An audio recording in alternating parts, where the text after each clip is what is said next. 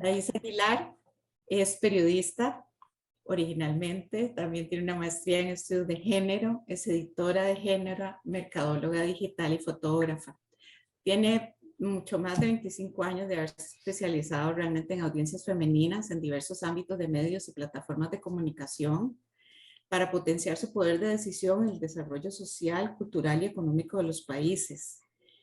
Ha centrado su carrera en la creación de contenido informativo exclusivo y en la complementación de la agenda noticiosa de medios y plataformas de comunicación desde un enfoque de desarrollo, derechos humanos y género. Trabajó en el Servicio de Noticias de la Mujer, de Interpress Service, en el periódico La Nación, en las revistas del Grupo Nación y además como consultora independiente. Tiene una gran formación en estudios de género, literatura, desde la semiótica.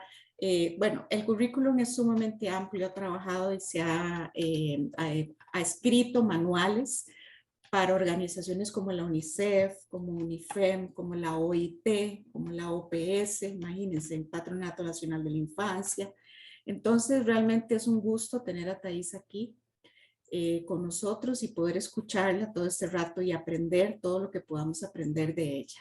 Bienvenida, Thais, muchísimas gracias. Muchas gracias a ustedes por invitarme a compartir este tema, que van a ver que es mucho más amplio de lo que a veces pensamos, que siempre todo el mundo hace sorna de los y el las. Yo siempre se lo achaco a la primera presidencia de José María Figueres, que fue el que comenzó a usarlo. Este, pero esto es la comunicación inclusiva es mucho más que eso. Así que yo espero que con lo que podamos compartir hoy, que va a ser una exposición pues rápida y no quiero quitarles mucho tiempo, sé que están en horas de oficina, para allá son las 9 de la mañana y aquí son las 5 de la tarde. Pero no hay ningún problema, aquí trabajamos hasta tarde casi siempre. Entonces voy a compartir mi pantalla para comenzar con mi exposición de... ahorita lo pongo más en grande, pero antes que nada quiero compartir esta frase de este filósofo, matemático y lingüista austriaco que se llama Ludwig Wittgenstein, que dice que los límites del lenguaje son los límites de mi mente o de nuestra mente. Porque él es el autor de una teoría, se llama teoría figurativa o pictórica, del significado, que explica cómo el lenguaje puede referirse al mundo y describirlo. Y consiste en considerar que el lenguaje es una representación isofórmica o del modelo de nuestro mundo. Y para eso yo quiero, para esta presentación yo quiero que abramos un poco la mente y nos vayamos más allá de los prejuicios que hay alrededor del tema del lenguaje inclusivo y del lenguaje no sexista. Porque si bien hay toda una discusión con la Real Academia de la Lengua, en español y demás, los tiempos que corren son tiempos de cambio. Desde hace mucho tiempo viene ese cambio. Y tiene que ver con la conformación de nuestras sociedades, de lo que estamos viviendo actualmente. Y entonces para eso quiero también compartir con ustedes esta ilustración sobre las generaciones que en este momento conforman, digamos, principalmente nuestras sociedades, especialmente en Costa Rica. Ahí falta una que sería la generación de los silentes, de la generación silente, que son de las personas de 70, yo diría que todavía más, tal vez 75 hasta 80 años en adelante, porque estamos conviviendo prácticamente 5 generaciones en un mismo tiempo y espacio, y esto no ocurría así, aunque ustedes no lo crean. Esto es una cosa muy reciente. Esto es algo que prácticamente los últimos 100 años o menos, en nuestro país prácticamente 50, 60 años, es que hemos logrado tener una esperanza de vida mucho mayor. Y entonces somos muchas las personas que estamos compartiendo diferentes formas de vivir y de ver la vida. Yo, por ejemplo, pertenezco a la generación de los baby boomers. Tengo 59 años Y como ustedes verán, yo siempre he dicho que quienes nacimos en esa época podemos vivir un apagón digital porque podemos volver a la máquina de escribir y volver al teléfono de antes y volver a la radio de antes y todo lo de antes. Y bueno, de esto nos pasó, ¿verdad? Hace como 8 días, creo, el lunes pasado, cuando se apagó WhatsApp, Facebook e Instagram. Entonces, eso es muy importante porque todos estos cambios tienen mucho que ver con el lenguaje y con la manera en que estamos viendo el mundo. Entonces, a veces las instituciones como la Real Academia de la Lengua, que lo que hace es regir y ordenar el proceso de construcción de la lengua y de las maneras en que nos comunicamos los seres humanos. Entonces nosotras y nosotros como comunicadores y como periodistas, lo que tenemos que ver es, cuáles son las corrientes culturales que estamos viviendo en este momento. Entonces tenemos a los baby boomers, a la generación X, ¿verdad? Que esa es la generación más migrante digitalmente, ¿verdad? Que tuvieron una niñez análoga y una adultez digital, que le enfoquen en la preparación académica, que tiene una fácil adaptación a los cambios tecnológicos. Sin embargo, también todo esto tiene sus bemoles, ¿verdad? Porque uno a veces se encuentra con generaciones, gente muy joven que es muy reacia a estos cambios digitales. Entonces, no podemos estereotipar ni meter a todos y todas en una sola casilla. Eso es en términos generales. Y esto es lo que han puesto en evidencia especialmente las personas especialistas en mercadeo.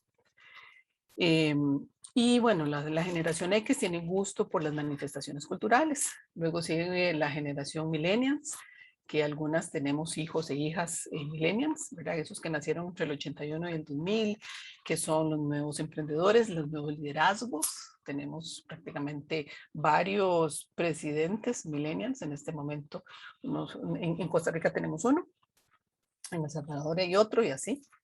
Es gente que también tiene un alto uso de los dispositivos móviles, manejan mucho mejor todas las tecnologías de información y comunicación y tienen un rechazo a los medios digitales. Más que un rechazo es porque, bueno, no vivieron con eso que muchas otras sí vivimos.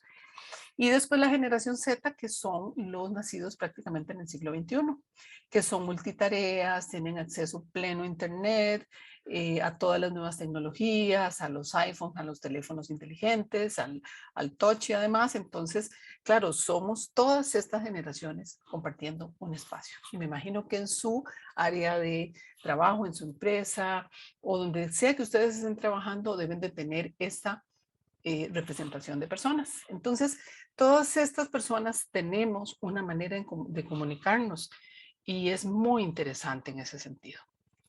Entonces, por eso es importante tener en cuenta el lenguaje inclusivo, porque el lenguaje inclusivo va más allá del lenguaje no sexista.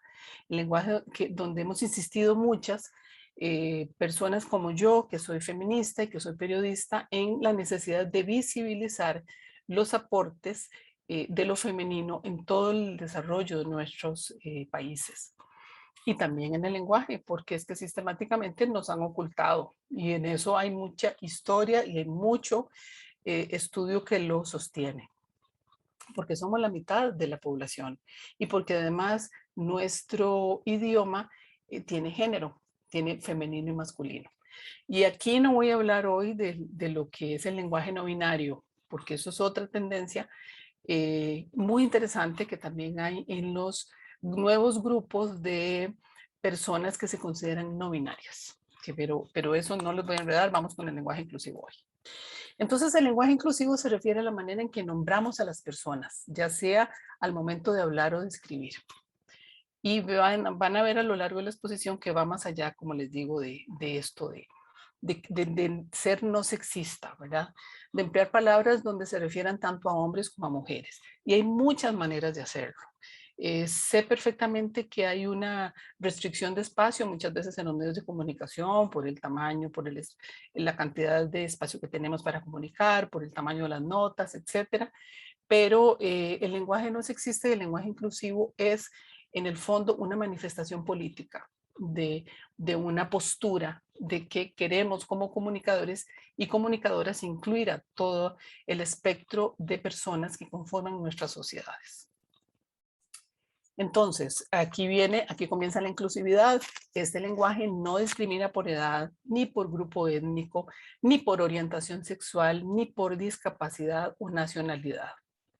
Esos son elementos muy importantes que tenemos que ver y que a veces en esta dinámica de estereotipar personas, sectores de población, olvidamos y atropellamos la dignidad de muchas personas. Y en este momento también que estamos viviendo una globalización de la comunicación tan fuerte, que a su vez se contrarresta con un gran sentido de pertenencia de grupos discriminados tradicionalmente, entonces tenemos que considerar todas estas audiencias a la hora de comunicarnos. Y prácticamente cada audiencia necesita una comunicación especializada y puntual. Y la ventaja es que tenemos el mercadeo y tenemos todas las plataformas digitales y todos los instrumentos que tenemos ahora para saber a quién nos queremos dirigir, a cuál es nuestro público, y sea donde ustedes estén, sea un medio de comunicación o una institución pública, ustedes saben muy bien y deben de haber ido aprendiendo a ver desde dónde vienen sus públicos y cómo hay que hablarles a cada público y a través de qué plataforma hay que hablarles. Entonces, la idea con el lenguaje inclusivo es también tener ese respeto por no uniformar ese mensaje, porque quienes venimos del mass media de hace 25, 30 años, ese era el estilo de antes. Incluso esto ha sido un gran desafío para los medios de comunicación, adaptar su mensaje a las audiencias y ver cómo le llega a esos nuevos nichos de seguidores y seguidoras que se comunican de otra manera y que tienen otras, porque no solo la manera en cómo se comunican, tienen otros valores. Las personas, las millennials, por ejemplo, y la generación Z, son personas que tienen una propensión a ser más inclusivos, a ser más afectos a todo lo que es la defensa de los derechos animales, tienen una tendencia a ser más veganos en general y veganas, a pelear más por el medio ambiente, a la inclusión y a la igualdad de las mujeres, a los derechos de todas las personas. Entonces, todo eso tenemos que tomar en cuenta. Por eso es tan importante el lenguaje inclusivo, para poder ofrecer nosotros mejor nuestro producto comunicacional. Y otra cosa que nos suele pasar es que creemos que el lenguaje inclusivo, o sea, que el lenguaje viene así como viene, ¿no? Y que lo hemos ido aprendiendo. Y la verdad es que nadie nace con este tipo de lenguaje.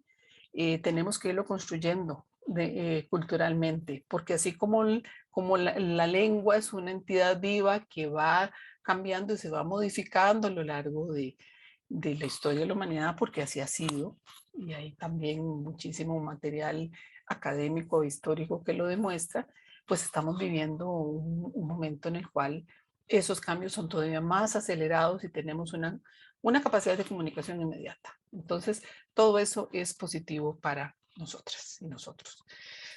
Entonces, ¿en qué se fundamenta? En que todas las personas valen como seres humanos y que somos, y parte del principio de la igualdad, somos igualmente diferentes. Parte de la dignidad, ¿verdad? Todas las formas de discriminación o opresión son igualmente infames, no solo el sexismo, sino también el racismo, el adultocentrismo, el edadismo, la exclusión por discapacidad o por orientación sexual también. El lenguaje inclusivo lo que procura es la armonía entre los seres humanos y fomentar el bien común. Y lo personal es político y lo político es personal. Entonces, implica qué valores y comportamientos, tanto en el ámbito público como en el privado, deben basarse en la igualdad sustantiva. Entonces, ahí es una postura de respeto, no de tolerancia, porque esa palabra es un poco tensa, sino de aceptación y de comprensión y de compasión hacia las personas que se comunican y que son diferentes. Y nuestras sociedades son cada vez más diferentes. Tal vez ustedes se acordarán de su papá o su mamá o sus abuelitos, abuelitas o personas muy mayores que antes, allá por los años 70s, 80s, 90s, los sitios de trabajo eran como muy uniformes en nuestro país. Casi siempre eran personas parecidas, veíamos pocas personas de origen afrodescendiente, o pocas personas indígenas, o pocas personas de otros países, y todo eso ha ido cambiando, no solo en nuestro país, sino en todo el mundo. Entonces es ahí donde comenzamos a ver esos cambios y esas diversidades. Y eso no está nada mal, todo eso enriquece el desarrollo de los seres humanos, el desarrollo de la cultura está en ese encuentro de diversidades. Y por eso es tan importante, y yo insisto mucho en quitarnos esos prejuicios, en que muchas veces, lamentablemente, desde los medios de comunicación lo alimentamos, señalando a esas otras otredades, como se dice en literatura y también en estudios de género, a todas las personas que son diferentes del patrón común que conocemos. ¿Y cuál es ese patrón común? Es un patrón masculino, en nuestro caso blanco, de clase media, de cierto nivel y poder económico, y ese es el paradigma en el que se construye todos los mensajes, y hemos construido todos los mensajes a lo largo de la historia de la comunicación, a lo largo de los últimos prácticamente 70 años en nuestros países. Entonces todo eso, eso no es así, eso que estamos retratando, esas sociedades ya no son así desde hace mucho tiempo. Entonces, esto lo que impulsamos quienes trabajamos desde la comunicación inclusiva, que no es solo en medios de comunicación, ojo, es también en empresas. En Europa se trabaja muchísimo la inclusividad y el trabajo intergeneracional. Y esto llegó para quedarse. Entonces, la idea es comenzar pues a trabajar un poco en esto. Y lamentablemente no veo el título, discúlpenme para mover, ¿verdad? Cómo es la comunicación inclusiva y diversa. Se establece a partir de los roles de género, que los roles de género son estereotipos genéricos que se manifiestan con mensajes e imágenes gráficas y simbólicas. Los tenemos en todas las manifestaciones culturales. Es una manera también de aprender y de reconocer el mundo y de identificarlo para explicarnos esta multiplicidad de mensajes con los cuales se nos bombardea cotidianamente. Entonces los estereotipos simplifican, generalizan, pero también exageran algunos aspectos de determinados grupos sociales que comparten y que comparten además un conjunto de personas, ¿verdad? Entonces algunos de esos estereotipos, los estereotipos que hay alrededor de las mujeres y los hombres, que también son una construcción social, eso fue lo que vino a poner en evidencia los estudios de género. Esos estereotipos que son, bueno, en este caso sexistas, son, como les digo, construcciones culturales que refuerzan los roles en los que se nos ha entrenado si nacemos mujeres o si nacemos hombres. Y esos roles cada vez están más desdibujados porque son roles muy impositivos, o sea que a lo largo de la historia de la humanidad, porque no siempre ha sido así como lo vemos ahora, eso siempre ha habido una resistencia a ese encasillamiento. Y así pasa también con otros estereotipos que creamos alrededor de personas de otras culturas, de otras etnias, de otras orientaciones sexuales o que tienen algún tipo de discapacidad. A todo aquel que no se vea igual y que lo veamos como menos en cantidad. Y realmente no es así. Entonces, la idea con todo con todas estas propuestas es ir incluyendo a toda esa población. A ver, déjenme un momentito que no me quiere correr. Entonces, algunos mensajes con perspectiva de género. Tenemos que, antes de escribir o impulsar alguna campaña, tenemos que preguntarnos siempre cómo va a afectar esto que yo estoy planteando, este mensaje, cómo va a afectar a las mujeres y cómo va a afectar a los hombres. Porque eso cada vez más lo sentimos con las nuevas generaciones que tienen mucho más claro esos estereotipos sexuales. Por eso es tan importante presentar datos desagregados por sexo, porque la cultura, esa discriminación de género que ha existido a lo largo de muchos siglos nos da una condición totalmente diferente a quienes somos mujeres y quienes somos hombres. Comenzando por el salario. Las mujeres ganamos menos, aunque tengamos más estudios. Y eso no lo digo yo, lo dice la Organización Mundial del Trabajo, lo dice ONU Mujeres, eso está muy, muy estudiado, los roles de género. En la presentación, en la representación de esa diversidad, tenemos que tomar en cuenta todos estos aspectos cuando hacemos infografías, gráficos, fotografías, material de cualquier tipo gráfico que se usa muchísimo ahora.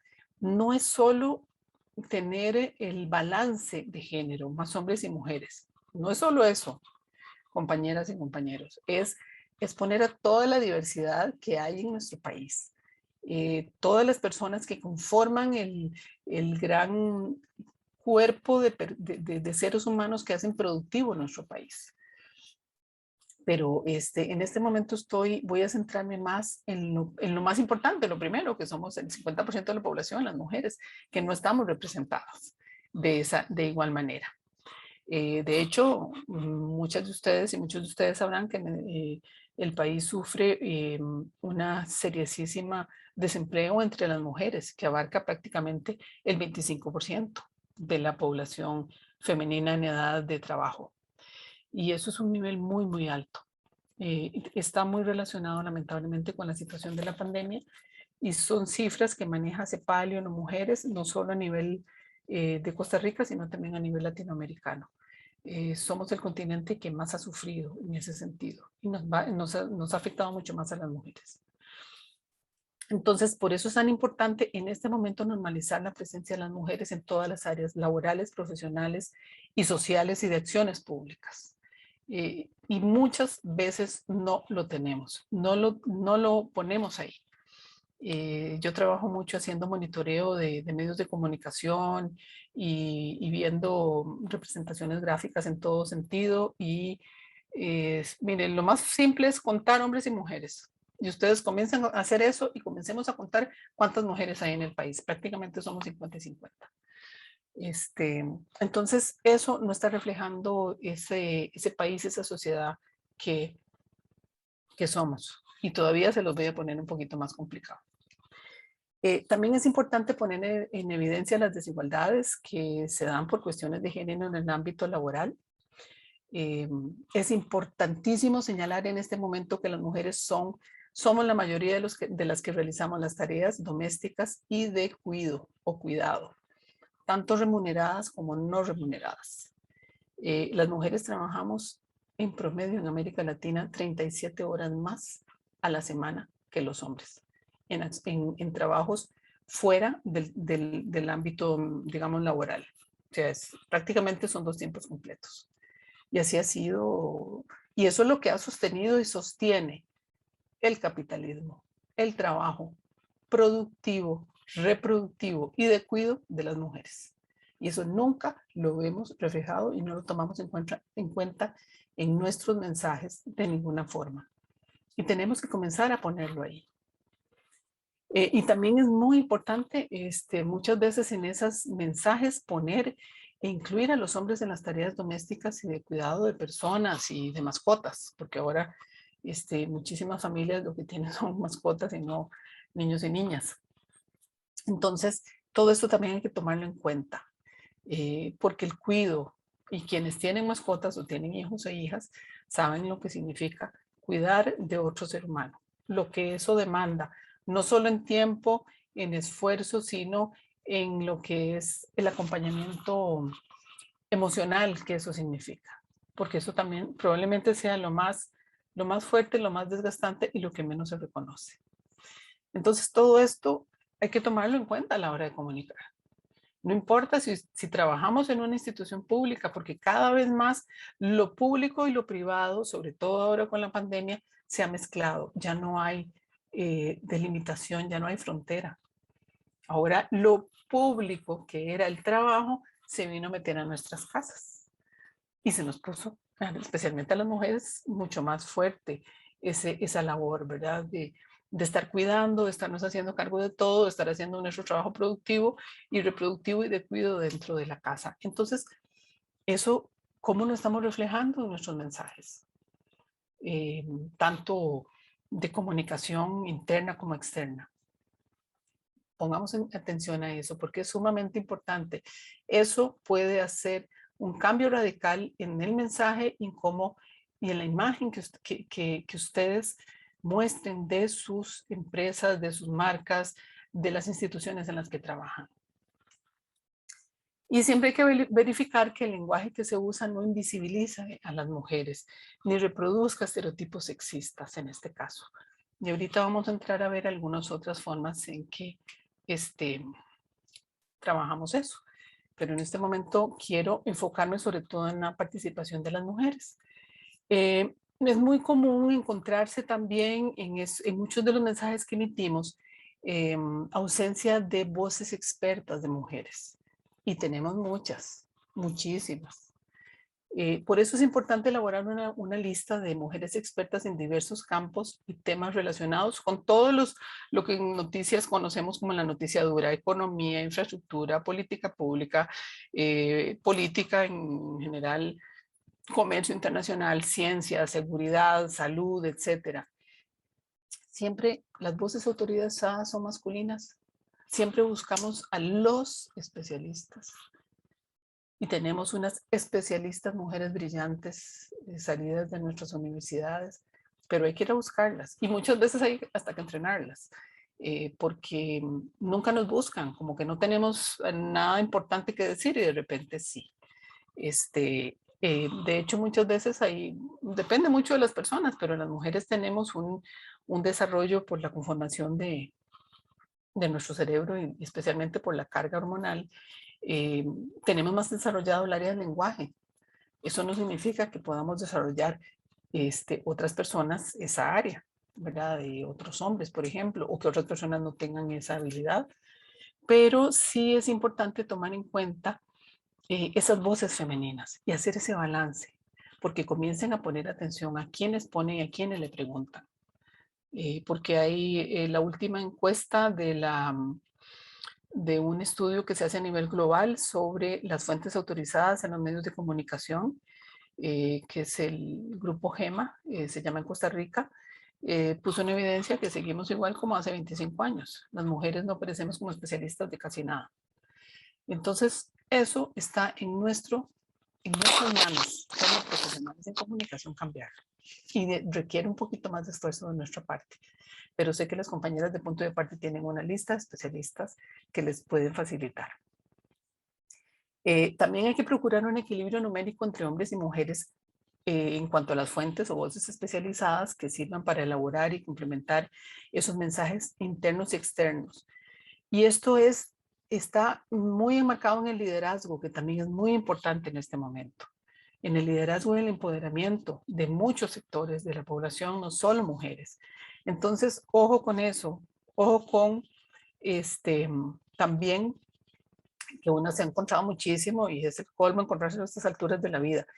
Las mesas redondas, los seminarios y las exposiciones donde son solo hombres y no hay mujeres. Incluso, no sé si fue en Costa Rica que lo vi o aquí en España, no recuerdo dónde, pero fue famoso un tema de derechos de mujeres o una cosa así. Me parece para el 8 de marzo, una de esas fechas donde eran puros hombres hablando de eso, de ese tema. Pero entonces ahí vean ustedes que cada vez más, sobre todo en Twitter, es donde una vez donde saltan todas las liebres, cuando hay actividades a nivel global o regional o nacional, donde son mesas redondas, donde hay una preeminencia de participación de varones. Claro, cuando son puras mujeres también muchos reclaman y yo entiendo que deberíamos procurar ese balance. Pero siempre somos las que somos dejadas de lado, somos las mujeres. Entonces, tengan cuidado con la organización de esas mesas redondas, la conformación de esos seminarios y de esas exposiciones. Siempre procuren ese balance básico, porque, insisto, aquí lo primero es la exclusión sexista, pero hay otras formas de exclusión en la que caemos en nuestros países. También es importante tomar en cuenta funcionarias de menor jerarquía. como vicepresidentas, viceministras, directoras de área o de otros mandos medios como fuentes de información y mensajes generales relevantes para el bien común. Pero siempre la diversidad, entre más diversidad de voces, tanto hombres y mujeres como otras que vamos a ver a continuación, ese mensaje va a llegar mejor a todas esas audiencias que les mostraba al principio, ¿verdad? Que están estereotipadamente, por decirlo así, recogidas en esos núcleos de generaciones en las que estamos divididos en este momento en nuestras sociedades, que son más o menos, ¿verdad? Es una división un poco maniquea, podríamos decir, pero se mantiene bastante homogénea, pero es una manera como de hacer mucho más personalizado nuestros mensajes. Y al realizar entrevistas a mujeres expertas y especialistas, evitemos, por favor, evitemos referirnos a temas tradicionalmente referidos con lo femenino, con esa imposición estereotipada de género, que es temas de familia, temas de violencia de género, temas de nutrición, de belleza y cosas de ese tipo. O sea, pensemos en que muchas de nuestras jefaturas en nuestras instituciones femeninas pueden hablar de temas rudos, de temas duros, de economía, de la gran economía, de la política pública, en fin, de otro tipo de acciones de desarrollo donde por lo general tenemos únicamente la visión masculina. Bueno, hay que evitar referencias estereotipadas sobre las labores de estas lideresas, como hacer referencia a su aspecto físico, a la vestimenta, a las relaciones laborales o personales con otros funcionarios. Y señoras y señores, eso pasa también por el tipo de imágenes que buscamos. Porque muchas veces uno ve un mensaje y un texto muy neutro en ese sentido y demás, pero hay fotografías donde la foto muchas veces habla y desempodera o mina esa imagen y estereotipa esa imagen de lo que aquí me refiero. Lo que hay que hacer es procurar resaltar de estas mujeres, de estas lideresas, aspectos personales como la maternidad, las relaciones de pareja, las labores hogareñas, otros asuntos que no sean de interés público. Y centrarnos más en el quehacer profesional, gerencial, asuntos públicos de las compañeras trabajadoras de la institución o de la fuente que estemos cubriendo. Eso también pasa por hacer el ejercicio al revés con este tratamiento, porque a las mujeres siempre se nos suele preguntar por cosas personales, no sé. Recuerdo una pregunta típica que le hacían a doña Laura Chinchilla cuando era presidenta, de quién iba a hacer la cena de Navidad en su casa, ¿verdad? Ese tipo de preguntas, comencemos a hacérselas a los líderes varones. La parte, a relacionar que es tan importante la parte privada de las personas en este momento. Entonces, ¿cómo hace un líder político que tenga una familia grande, que se traslade a otro país o que tenga un cargo que le demande mucha atención? ¿Cómo hace para ver esa otra parte personal que tenemos las mujeres y que socialmente se nos ha dado, ¿verdad? Que se nos ha encargado y de manera más gratuita, ¿verdad? Que lo hacemos sin paga y sin costo y sin reconocimiento. Comencemos a cambiar un poco eso. Entonces, mi propuesta aquí es, no le preguntemos a nuestras lideresas sobre esos aspectos sexistas de la parte privada, de deber ser mujer, o comencemos a preguntarles a todos y a todas también, ¿verdad? Entonces, eso queda un poco a criterio, porque cada vez, a criterio de ustedes, porque cada vez más está desdibujada esa frontera. Y la pandemia y los cambios que hemos vivido en los últimos años, en el último año y medio, nos ha llevado a esto. Entonces, eso es parte de los procesos de cambio que estamos viviendo. Y los mensajes sobre la diversidad étnica. Aquí comenzamos siempre este tipo de consejos que les voy a dar ahora, tienen que tomarlo en cuenta siempre con esa división no sexista, pero con otro elemento más que le imprime esa diversidad. Eso se llama interseccionalidad, es mezclar esas otras diversidades para lograr mensajes mucho más afinados. Entonces, representemos de una manera diversa en nuestras comunicaciones y en nuestras imágenes a las personas que pertenecen a diferentes grupos étnicos y nacionalidades. Y evitemos mostrar a las personas de esos diferentes grupos étnicos de manera exótica, folclórica o hipersexualizada. Y ustedes saben a lo que me refiero, ¿verdad? Porque tenemos un país muy pequeño, pero que tenemos una gran diversidad étnica dentro de nuestro propio país. Y también procuremos integrar a las personas de estos sectores en todos los ámbitos sociales y públicos de peso, ¿verdad? Como en la política, en lo laboral, en lo económico, en lo deportivo y lo cultural. Ustedes saben bien que no es lo mismo, por ejemplo, lo diferentes que son las personas procedentes de Guanacaste a las personas procedentes del Pacífico Sur, o ni qué decir con respecto a Limón, o la gente de San Carlos con respecto a la gente de Cartago, o del gran área metropolitana, ¿verdad? Incluso dentro de la misma gran área metropolitana tenemos nuestras diversidades. No es lo mismo la gente de San José que de Alajuela, que de Cartago, que de Heredia. Entonces esas son sutilezas que todavía se nos mezclan todavía mucho más, nos ponen desde el punto de vista de la comunicación muchos más desafíos.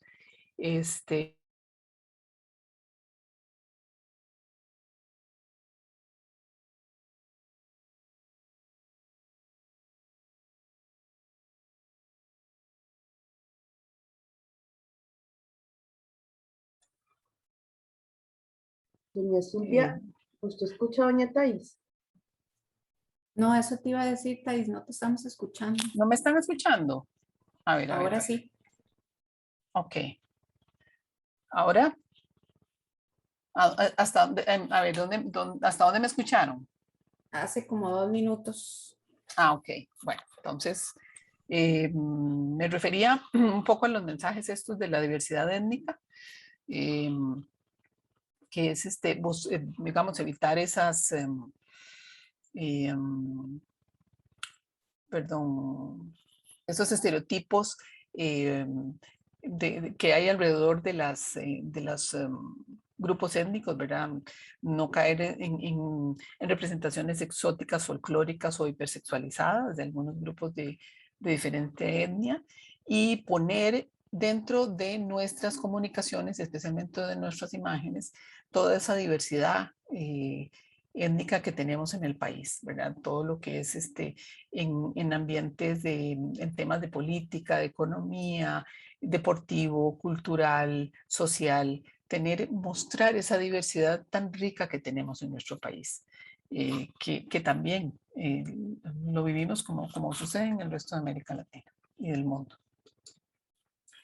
Evitemos encasillar también estas poblaciones y que una lo suele ver en situaciones, en retratos como población en condiciones precarias, en condiciones de exclusión, como en la pobreza, el analfabetismo, la desnutrición, la violencia, la delincuencia o en labores indignas, porque también eso es parte de los estereotipos que solemos poner a las personas de otras etnias. Y lo importante aquí es visibilizar los roles y las ocupaciones y situaciones e identidades que las mujeres, por ejemplo, en este caso, los diversos grupos étnicos pueden realizar, y no solo las mujeres, sino también toda esa población. Yo sugiero, y bueno, y no solo yo, o sea, simplemente toda instrumentalización de los derechos humanos, en referirnos a la población que siempre hemos dicho, la población negra, en referirnos a ellas como afrodescendientes o afrocostarricenses, que es el término correcto para evitar, digamos, esa discriminación que hay alrededor y que solemos usarlo mucho alrededor del color negro, donde muchas veces usamos la palabra como las aguas servidas, les decimos aguas negras o negro futuro o cosas de este tipo. Hemos visto, por ejemplo, algunas personalidades afrodescendientes de la política pública reclamar por ese tipo de frases discriminatorias, que en algún momento en la historia de nuestros países lo hayamos usado, no significa que estaba bien. Eso es parte del proceso del avance de los derechos humanos y del respeto a las diversidades que hemos propiciado en el mundo, especialmente en Occidente. Entonces tenemos que ir ajustando estas buenas prácticas de compasión y de acompañamiento de las poblaciones diversas. Eso pasa por la población afrodescendiente. Y aquí vamos a hablar de los mensajes con respecto a la población migrante que tenemos cada vez más en nuestros países. Eso es un fenómeno de la globalidad. Y ustedes se habrán dado cuenta, eso no lo he visto mucho yo en el país, en Costa Rica, pero sí una lo ve en otros países, donde se refiere a las personas migrantes como ilegales, personas migrantes ilegales. Eso fue un término muy usado, por ejemplo, en la administración de Donald Trump. Y se refiere a las personas que por cualquier razón entran a otro país y no cuentan con los papeles necesarios para residir y trabajar. O sea, no tienen documentación, están sin documentos migratorios. Y muchísimas personas viajan y cruzan países y continentes sin esos documentos migratorios. Y en condición administrativa irregular. Esa es la otra forma en que nos referimos a la población migrante. Y ahí me quiero referir a algo que conocí en algún momento con respecto a la población migrante centroamericana, que siempre en los últimos 20 años ha migrado muchísimo a Estados Unidos. Me tocó trabajar con esos sectores y una de las encargadas de proteger a la población migrante decía que, por ejemplo, lo más importante, o sea, una condición fundamental en la migración es viajar, es tener por lo menos una cédula de identidad. Porque sin eso, sin una cédula de identidad, ya no, ni siquiera, no estamos hablando de muchos que viajan sin pasaporte, sino una cédula de identidad, esa persona no existe. Y así hay muchísimos seres humanos que hacen esos larguísimos recorridos desde África, desde Asia, para tratar de entrar a Estados Unidos, pasando por nuestro país, que es uno de los corredores más grandes de toda Centroamérica, y viajan sin documentos migratorios. Entonces, eso no solemos tomarlo en cuenta. Nosotros tendemos a ver eso de una manera un poco ajena y tenemos que tener una mirada mucho más compasiva y realista con respecto a la población migrante. Entonces, no son personas ilegales, son personas que viajan en una condición administrativa irregular o sin documentos migratorios. Muchas veces vemos eso, vemos esos términos o términos como los que se encuentran muchas veces en muchas noticias donde dicen que inundan una oleada de migrantes, atiborran las fronteras, que no es cierto. La mayoría de las veces no es cierto, es una exageración, una percepción que estamos exacerbando los medios de comunicación y que donde hay pocas, ¿verdad? Donde hay personas migrantes de por medio que lo que hacen es cosificar y fomentar juicios de valor que no se sustentan con la realidad. Tenemos que tener mucho cuidado con ese tipo de mensajes por el momento histórico que estamos viviendo. Así que yo los invito y las invito a revisar, a no caer en estos excesos. Luego, a ver, perdón, es que,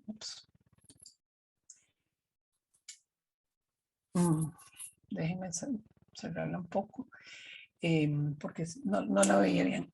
Si vamos a redactar un mensaje relacionado con la inseguridad ciudadana, también procuremos no achacar la situación de las personas migrantes a la inseguridad, perdón, la inseguridad ciudadana a la situación que es culpa de personas migrantes.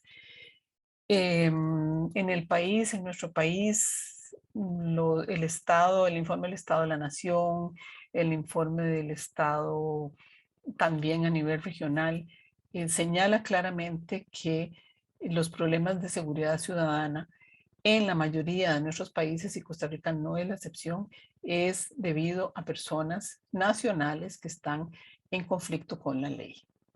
no son migrantes necesariamente, uno que otro. Entonces también procuremos no caer en esas equivocaciones a la hora de enfocar informaciones de ese tipo.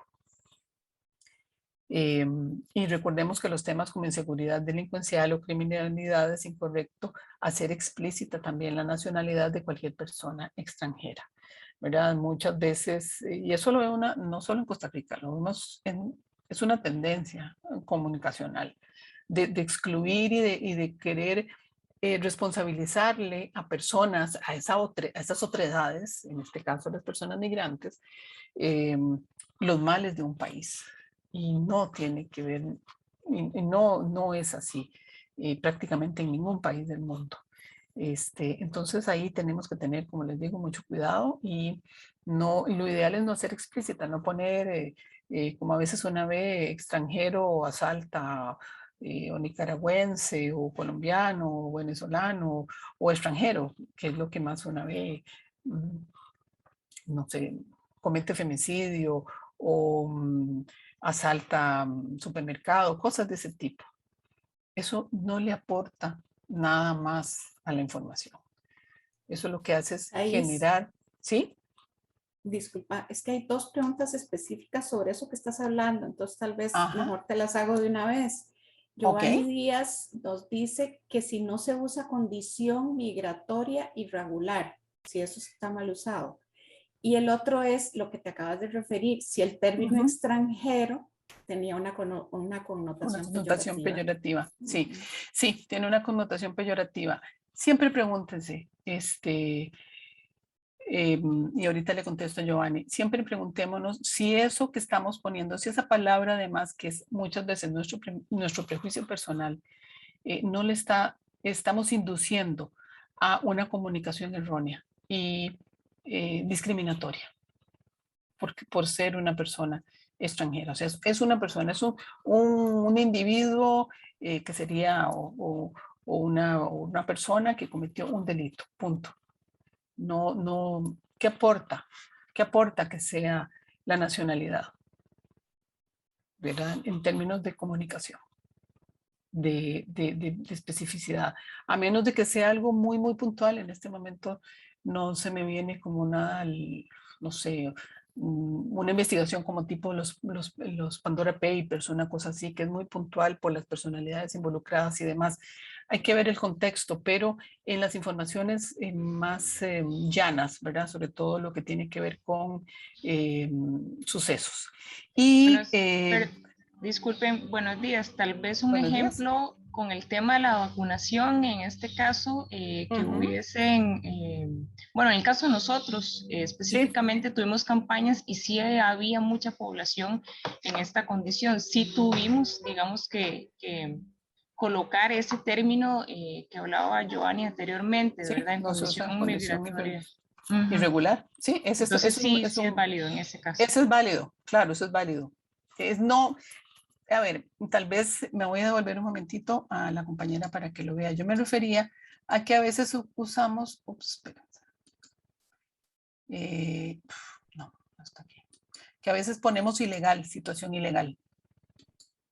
Me explico, que usamos la palabra ilegal, que están en una condición ilegal, y la palabra correcta es la que señala Giovanni, condición migratoria irregular o sin documentos migratorios, ¿verdad?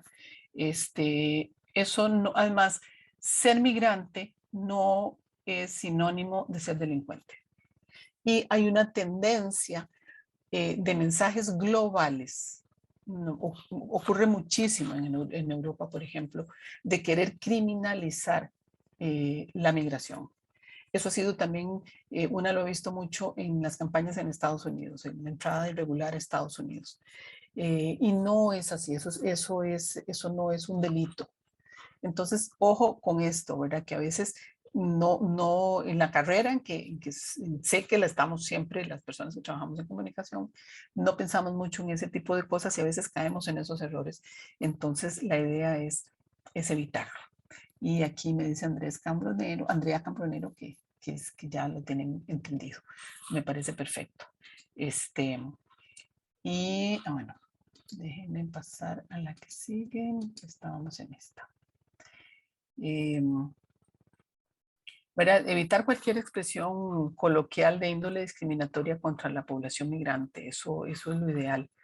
En cualquier momento, cualquiera de nosotras y de nosotros podemos ser migrantes, por muchas razones.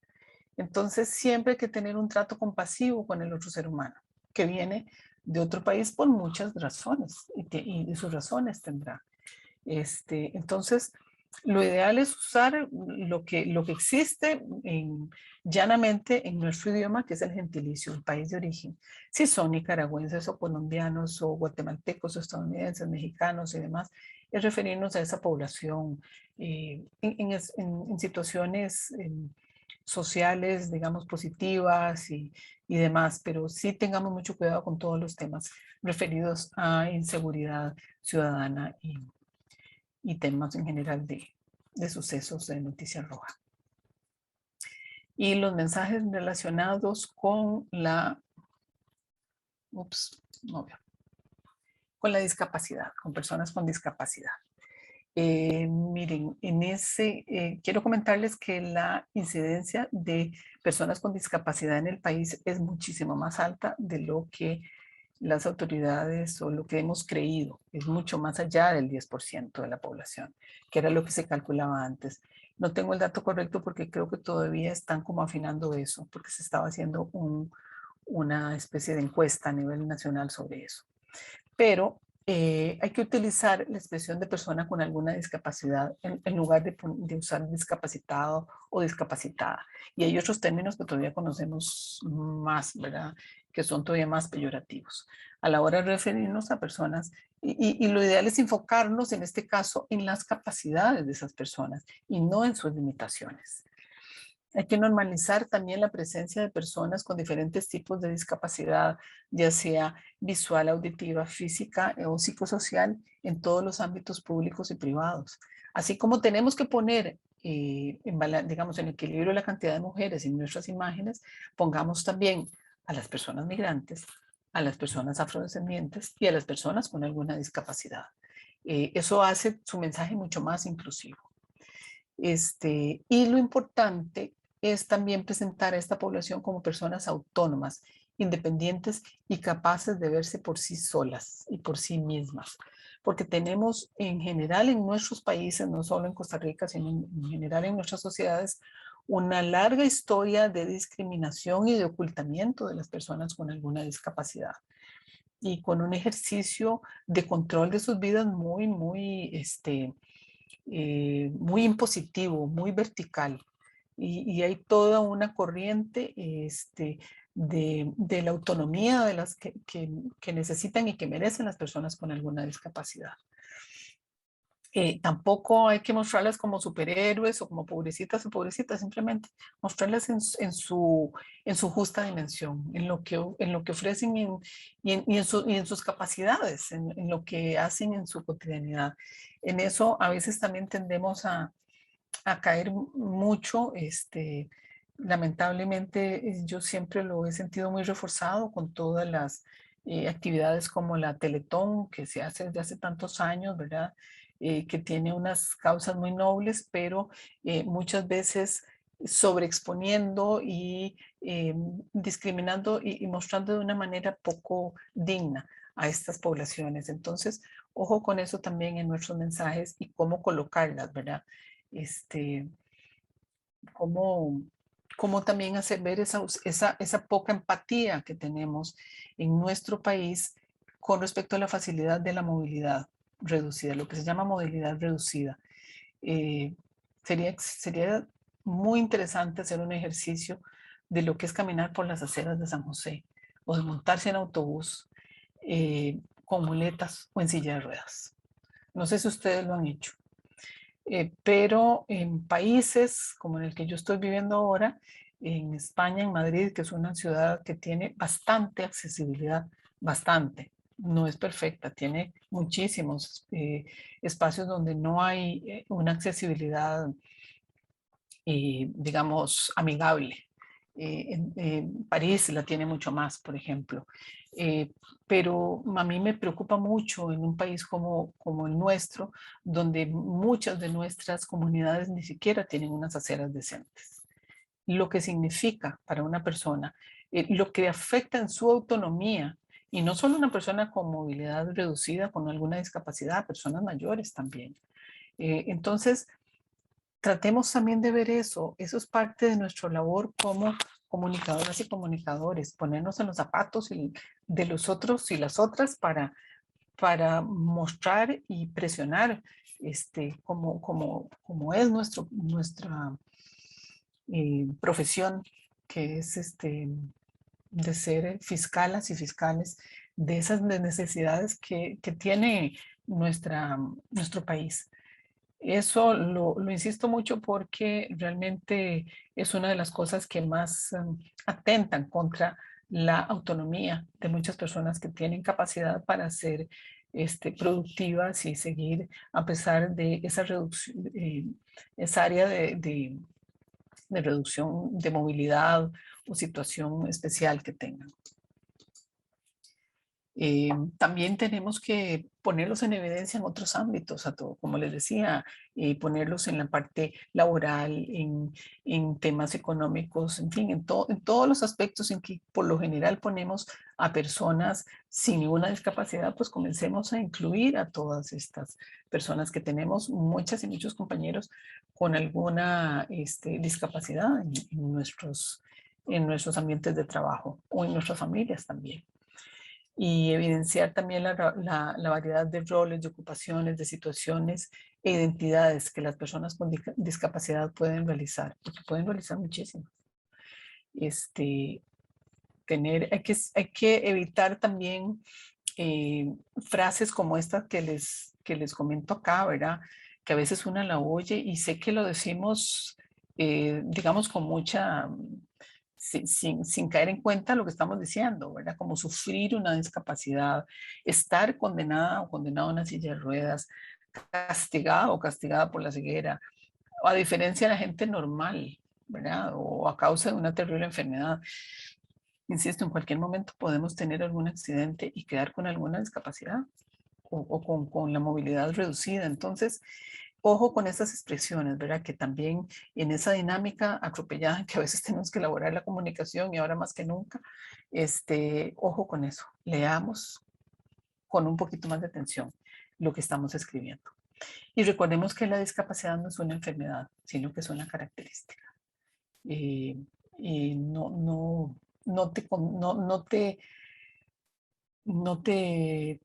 te da una firma como persona, o sea, es una característica que es parte de un ser humano y que a veces puede ser, puede desaparecer o a veces puede ser irreversible, pero tratemos de ser, pues, estar muy atentas y respetuosas con ese tipo de abordajes.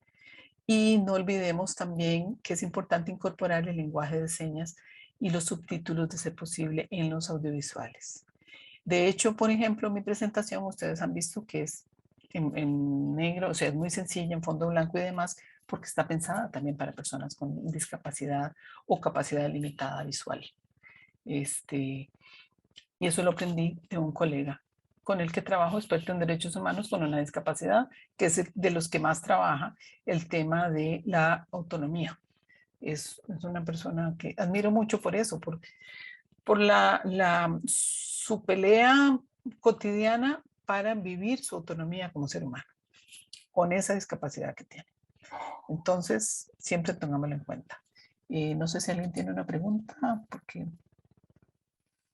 Ok, mentira. Nadie tiene preguntas. Oí que se abrió un micrófono. Bueno, seguimos con lo que es la comunicación en casos de identidad de género y diversidad sexual. Esto es otro tema que hay que abordar con cuidado.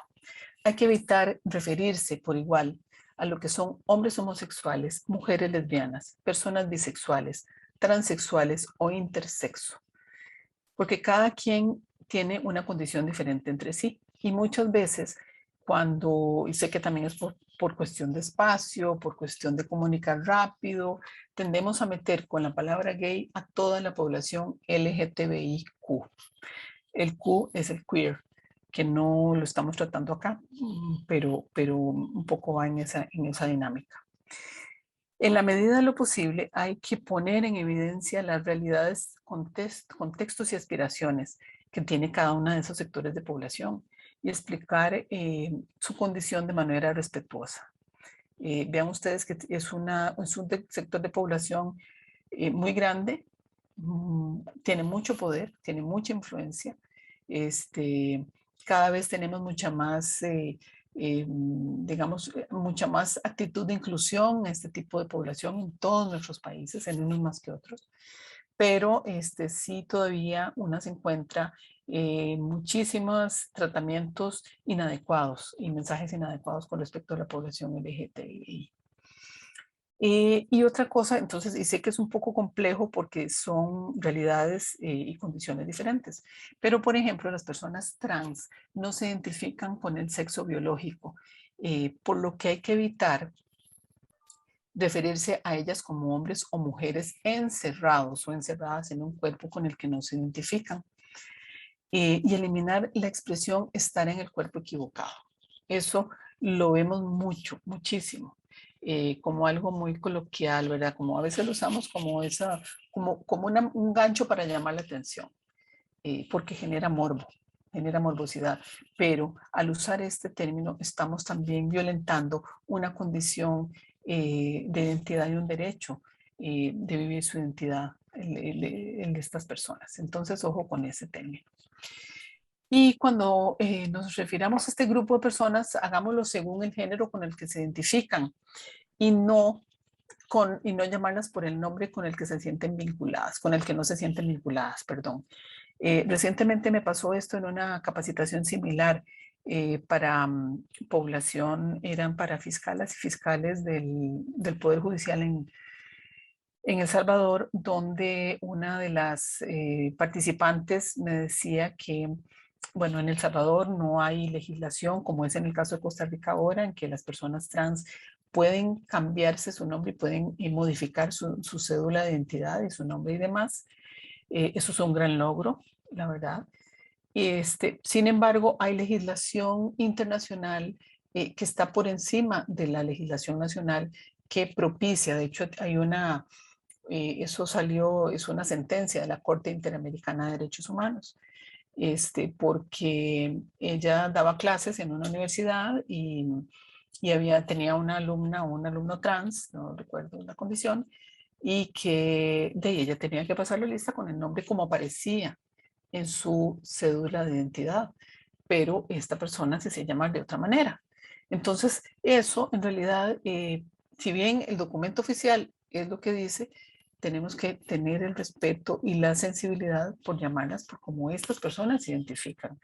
¿Verdad? Entonces eso es un consejo que en algún momento puede ser que ustedes se encuentren en alguna situación de estas, así que por favor vayamos a lo que la persona desea. También hay que evitar referirse en las comunicaciones y textos a las características de una persona como masculinas o femeninas. Ven ustedes que también eso se ha ido desdibujando muchísimo, dichosamente, porque también esos son partes de esos estereotipos de género con el que nos construyen a hombres y a mujeres a lo largo de nuestras vidas, y los medios de comunicación favorecemos muchísimo en eso. Y no solo los medios, la cultura en general. Entonces, todo eso también ya ha ido desdibujándose, lo hemos ido superando. De hecho, no sé si ustedes vieron que el último cómic de Superman lo ponen como un ser bisexual.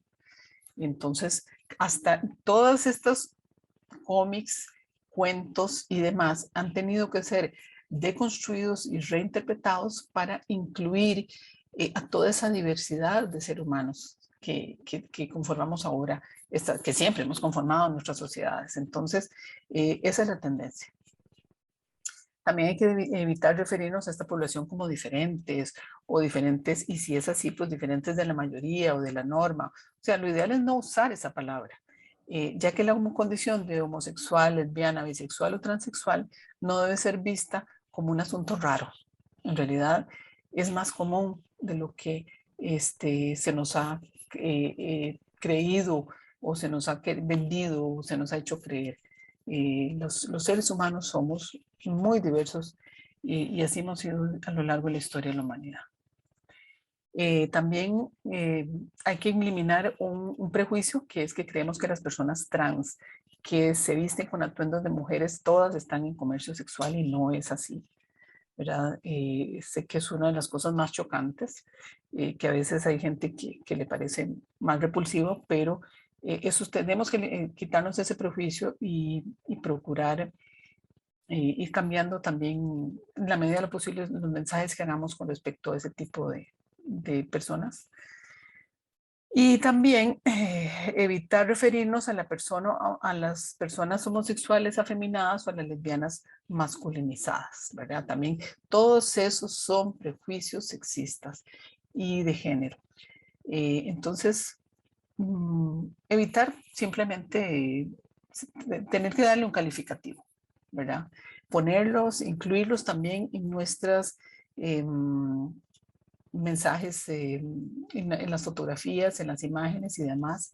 Hay bancos de fotografías muy interesantes, de fotografías de toda la población LGTBIQ, ¿verdad? Donde podemos encontrar muchos ejemplos de personas comunes y corrientes, ¿verdad? Porque también sé que a veces en la parte de la imagen es donde más cuesta evidenciar esa diversidad, pero dichosamente cada vez hay más opciones. Y hay que promover el respeto incorporando en ellas los aspectos en general que tenemos la población heterosexual, como es mostrarlos en lo que somos los seres humanos, en el trabajo, en la familia, en la comunidad, en la proyección comunal, en los estudios, en la vida política. Porque a veces en nuestros mensajes tendemos a querer sacar esa población, ¿verdad? Todas esas otras edades que no solo es esta población LGTBIQ, sino todas las que me he referido anteriormente, y no mostrarlas. Hay que mostrarlas de una manera natural, como siempre han estado ahí. Porque a veces hacemos un mensaje paralelo desde el punto de vista de la semiótica de la imagen y de la comunicación, entre lo que realmente es la sociedad y lo que a veces creemos que hay, ¿verdad? Entonces, observemos más esa diversidad en la que vivimos. En cuanto a las relaciones legales sobre las parejas del mismo sexo, lo correcto es referirnos a unión civil de personas del mismo sexo. Sé que hubo todo un debate cuando eso sucedió en el país con respecto al matrimonio igualitario, porque la palabra matrimonio tiene una connotación eminentemente religiosa en nuestras sociedades católicas y cristianas en general. Y en realidad lo que se buscaba con esa ley era legalizar esa unión civil. ¿Y legalizarla para qué? Para permitir a que las personas lesbianas, homosexuales, bisexuales, etcétera, pudieran heredar a su pareja y contar con todos los beneficios que tiene una pareja heterosexual, ¿verdad? Cuando viven juntas o que en el país ya después de 2 años se toma como una unión legal. O si se casan, pues tener todas las ventajas que eso significa, todos los bienes que se hacen en común, todo el acceso a la seguridad social, a la herencia, en fin, a una serie de cosas, porque hay historias muy, muy tristes alrededor de esa discriminación odiosa que prevaleció por tantos años. Entonces, la idea, como les digo, es mejor usemos siempre unión civil de personas del mismo sexo. Y con esto, pues termino este repaso rapidísimo de todo lo que es lenguaje inclusivo. Me gustaría saber con cuánta frecuencia debe aplicar el lenguaje inclusivo, o lo aplican ustedes en sus trabajos y en lo que hacen, y cuáles son los desafíos que enfrentan cotidianamente. Así que tenemos, no sé cómo estamos, si no lo sé, voy a dejar de compartir. Y para si tienen preguntas, comentarios, etcétera. A ver. Ok, aquí dice Damaris García. ¿Cuál es mi criterio con respecto al uso de diminutivos de gentilicios como ticos, nicas, catrachos, chapín, tanto en lo formal como en lo cotidiano? Muchas gracias por la pregunta, Damaris. Es una pregunta muy interesante. Es un diminutivo, sí, es un diminutivo consensuado. A mí me parece que no es peyorativo, ¿verdad? Yo sé que a veces, ¿verdad? A los nicas, a veces nos referimos a ellos de una manera despectiva y los nicas lo hacen con los ticos, evidentemente, y demás, pero yo lo veo como una forma positiva también de usar a veces que necesitamos sinónimos y demás. Es muy común en cierto tipo de periodismo, como el periodismo deportivo o en otros ambientes un poquito más relajados, pero eso es un término que está bien utilizado. Simplemente tengamos cuidado a la hora de usarlo en el contexto, ¿verdad? Que no sea ofensivo o cosa por el estilo, porque muchas veces no es la palabra, sino el contexto y la forma y los adjetivos con los que acompañamos esos diminutivos de gentilicio. A ver. Discúlpenme, ahora sí me escuchan. Sí, te escuchamos. Bueno, es que se me desconectó, rarísimo. Thais, yo te quería consultar, ¿verdad que ahora es más evidente todo esto? Es que yo siento que las redes sociales fueron las que vinieron. Uno ve que de un momento a otro, ¡frum!, se hace un alboroto en redes sociales porque, claro, ahí es donde se muestra más claramente y uno a veces sin querer, ¿verdad? Pones algo, decís algo y aquello se convierte, ¿verdad?, en un avispero. Sí, las redes sociales, a ver, creo que hay una confusión entre, las redes sociales comenzaron como una especie de ventana para tirarnos binazos, ¿verdad? Eso fue para ver qué está haciendo la gente, o sea, los expusimos mucho. De hecho, en el Facebook me acuerdo al inicio que había gente que ponía toda su vida en la pantalla del teléfono. Eso ya lo hemos ido regulando, ¿verdad? Creo que pasó un poco ese espacio y bueno, y eso vino también a afectar muchísimo lo que es la comunicación masiva, ¿verdad? Siempre me extrañará muchísimo cómo no la vieron venir el mass media, el gran negocio, el mass media. Yo sí lo vi desde hace bastante tiempo, pero quienes lo tenían, no. Y las redes sociales no podemos considerarlas, o sea, yo creo que merecen primero un alfabetismo nuevo para todas las personas que trabajamos en comunicación, para los derechos de la información y un alfabetismo para todas las nuevas generaciones o todas las personas, en el sentido que lo apunta el exdirector del Washington Post, Marty Baron, que él insiste en que para la mejor manera de combatir, por ejemplo, estos discursos de odio y lo que son las fake news y toda esta desinformación, que además siempre ha existido en la historia de la humanidad, eso es lo que ahora tienen unas plataformas ipso facto, ¿verdad?, al alcance de la mano en cualquier momento. Y es parte de nuestra labor también hacer es enderezar ese mensaje, ¿verdad? Y evitar caer en esas discusiones que a veces no es el mejor espacio para discutir cosas de profundidad en las redes sociales. A menos que esté sucediendo como lo estamos haciendo ahora, que a través de una plataforma de comunicación podemos hablar de este tema o de otros, ¿verdad? Como incluso estamos llevando ahora clases desde hace mucho tiempo.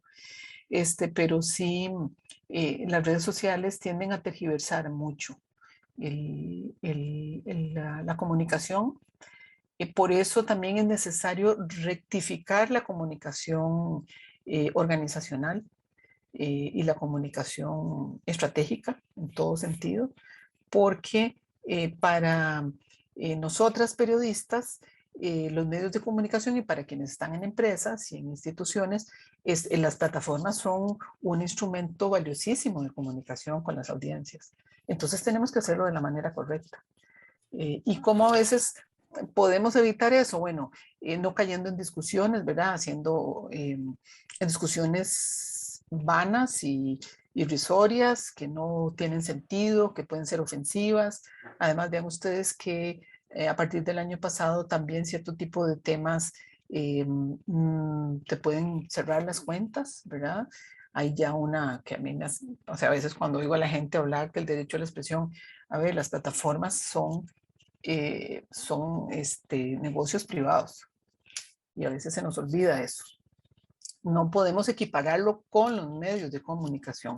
Son un instrumento muy valioso para comunicar, pero no lo son, no tienen, me imagino que poco a poco iremos mudando hacia todos esos derechos que le hemos dado a los medios de comunicación a lo largo de muchos años, pero sí tenemos que tener muy claro en eso y está en cada una de nosotras y nosotros como comunicadores ponerle temperar esas discusiones y no caer en ese juego.